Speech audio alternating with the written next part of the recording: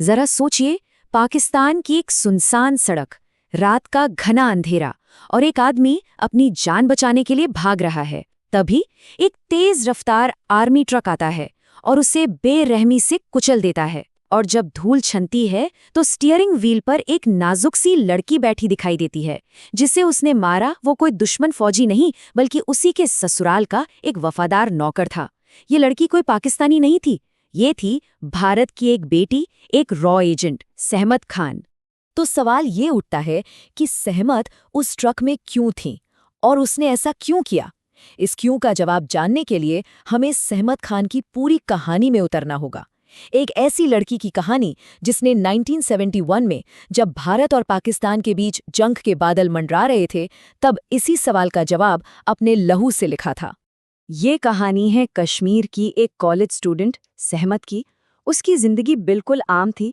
सपने थे, दोस्त थे, एक भविष्य था। उसके पिता हिदायत खान एक बहुत बड़े बिजनेसमैन थे जिनका कारोबार पाकिस्तान तक फैला हुआ था। लेकिन ये उनकी आधी पहचान थी। असल में हिदायत खान भारत के लिए पाकिस्तान में एक बहुत बड़े सीक्रेट एसेट थे। और उन्हें अभी अभी पता चला था कि उन्हें लंग कैंसर है और उनके पास ज़्यादा वक्त नहीं बचा है। श्रीनगर के एक हॉस्पिटल के कमरे में हिदायत ने अपनी बेटी से कुछ ऐसा मांगा जो कोई भी पिता शायद ही कभी मांग पाए। उन्होंने सहमत से कहा कि वो पाकिस्तान के एक ब्रिगेडियर के बेटे से शादी कर ले और उनकी जगह भारत के लिए एक जासूस बने। एक पल के लिए सोचिए कि सहमत पर क्या गुजर रही होगी। एक तरफ उसकी अपनी जिंदगी थी, उसका कॉलेज, उसका प्यार अभिनव जिससे उसकी सगाई हो चुकी थी, उसका पूरा आने वाला कल। और दूसरी तरफ एक मरते हुए पिता की आखिरी ख्वाहिश और अपने देश की पुकार। ये कोई मामूली फैसला नहीं था। और उसने अपने आंसू पोंछे और अपने पिता से बस इतना कहा, मैं तैयार हूं अब्बू। बस उसी एक पल में एक मासूम सी कॉलेज जाने वाली लड़की मर गई और उसकी जगह एक जासूस ने जन्म ले लिया था। समहत ने अपनी खुशियों, अपने प्यार, अपने भविष्य, सब कुछ की बलि देने का फैसला कर लिया था। इस फैसले के ठीक बाद सहमत की जिंदगी हमेशा के लिए बदल गई।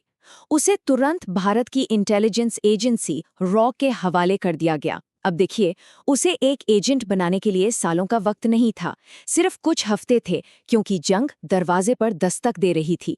ट्रेनिंग बहुत तेजी से हुई। जोर जिस्मानी ताकत पर नहीं बल्कि दिमागी मजबूती पर था। उसे जासूसी के हर दांव पेच सिखाए गए और सबसे जरूरी चीज, मोर्स कोड में माहिर बनाया गया। यही वो जुबान थी जिसके जरिए वो सरहद पार से भारत को खुफिया जानकारी भेजने वाली थी।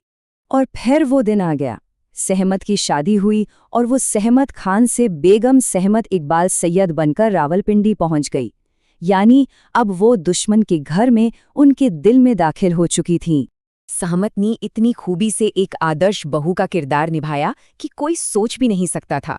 वो सबकी सेवा करती, घर का हर काम संभालती और उसने अपने पति इकबाल का भी दिल जीत लिया।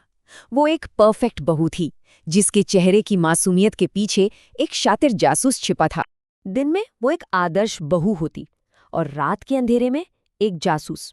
उसने अपने बाथरूम की खिड़की से एक पतले से कॉपर वायर का एंटीना लटकाकर एक छुपे हुए रेडियो ट्रांसमीटर का इस्तेमाल करना शुरू कर दिया। उस घर में होने वाली हर छोटी बड़ी बातचीत, फौजियों की हर हरकत, जंग का हर प्लान, वो सब कुछ मोर्स कोड के जरिए भारत पहुंचा रही थी। ये बात है नवंबर 1971 की।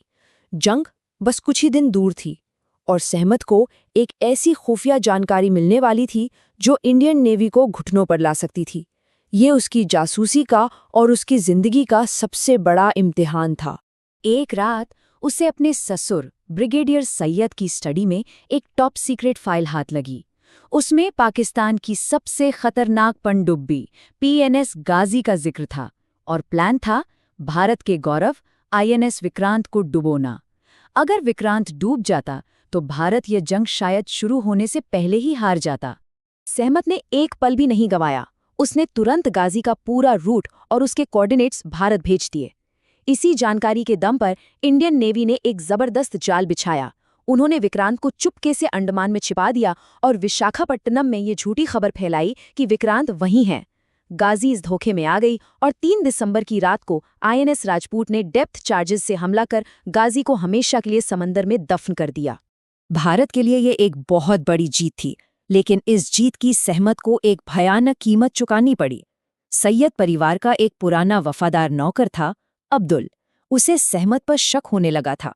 एक शाम अब्दुल के हाथ सहमत का ट्रांसमीटर लग गया। वो सारा सच समझ गया और ब्रिगेडियर को बताने के लिए भागा। सहमत ने उसे खिड़की से भागते हुए देख लिया। उसके पास सोचने का एक सेकंड भी नहीं था। उसने बाहर खड़ी फौजी ट्रक स्टार्ट की और अब्दुल को कुचल दिया। बस उसी एक पल में सहमत ने वो लकीर पार कर ली जहां से शायद कोई वापसी नहीं होती। जासूसी की दुनिया में इसे कोलैटरल डैमेज कहते हैं, पर सहमत के लिए ये एक कत्ल था जिसकी गूंज उसे अपनी पूरी जिंदगी सुनाई देने वाली थी। पर मुश्किलें यहीं खत्म नहीं हुईं। इकबाल का भाई मेजर महबूब, जो खुद मिलिट्री इंटेलिजेंस में था, अब्दुल की मौत की जांच करने लगा। और जब वो सच के बेहद करीब पहुंच गया तो सहमत को एक और खौफनाक कदम उठाना पड़ा। उसने उस इंसान की चाय में जहर मिला दिया जो उसे अपनी बहन की तरह मानता था। अब वो सिर्फ दुश्मन की जानकारी नहीं भेज रही थी, वो अपने अंदर के इंसान को भी धीरे धीरे खत्म कर रही थी। अब रॉ को भी ये एहसास हो गया था कि सहमत का कवर कभी भी उड़ सकता है। उसे वहां से बाहर निकालना बेहद जरूरी था। उस वक्त सहमत अपने पति इकबाल के बच्चे की मां बनने वाली थी। रॉ ने बड़ी मुश्किल से उसके निकलने का एक प्लान तैयार किया। एक सुबह वो हमेशा के लिए वो घर, वो जिंदगी छोड़कर निकल गई। जैसे ही उसके कदमों ने हिंदुस्तान की मिट्टी को छुआ, वो घुटनों पर बैठकर फूट फूट कर रो पड़ी।